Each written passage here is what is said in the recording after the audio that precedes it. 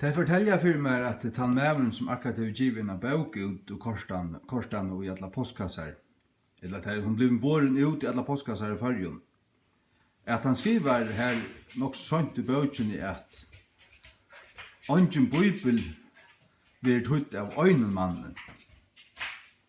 Han sier at «Ongen bibel kan tøyast, eller skal tøyast, eller øyra tøyast av øynemannen». Jeg sier til vi alle disse mennene her. Sier til vi Wycliffe, sier til vi Erasmus, Stefanus, Tyndale, Luther, Jan Hus. Sier til vi tøyr, måtte Tyndale være kattlaver av gode. Det er kanskje lukket alt stålet på at han var.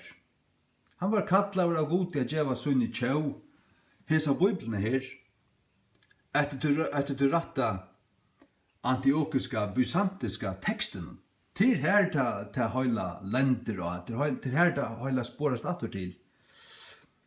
Du kan stava 30 menn som tøya til den alexandriska teksten. Det er stadigvæk en finpolera perversion.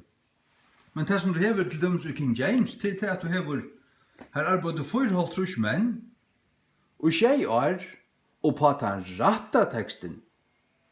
Og det var en finpussing av teksten som Tyndale var byrjar på. Tyndale byrjar og arbeider videre, og den teksten ble finpusset i King James-bøyblene. Og det er den teksten jeg har, og som jeg har tittelførest, punktligene,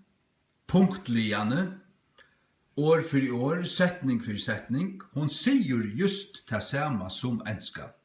Åren avgjørt, ja. Det som vi snakker om til dette her,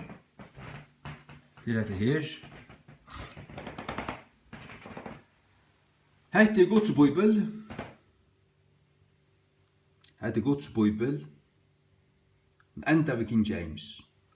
Hette Satans perversioner alt samalt, og tar enda ved Revised Version, ASV, og Dahl og Victor.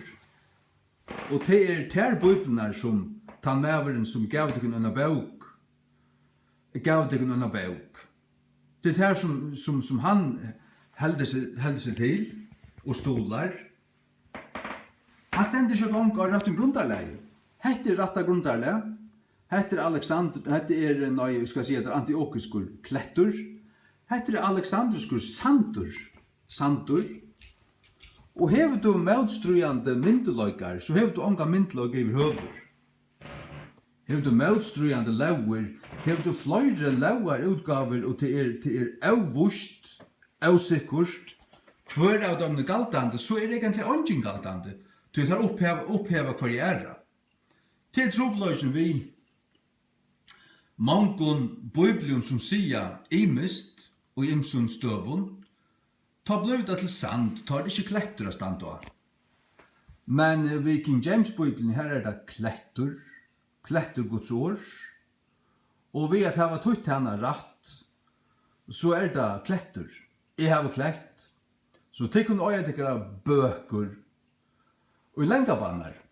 Jeg lær ikke pett ut det, jeg skal bare ha øyne bøk til King James-bibelene,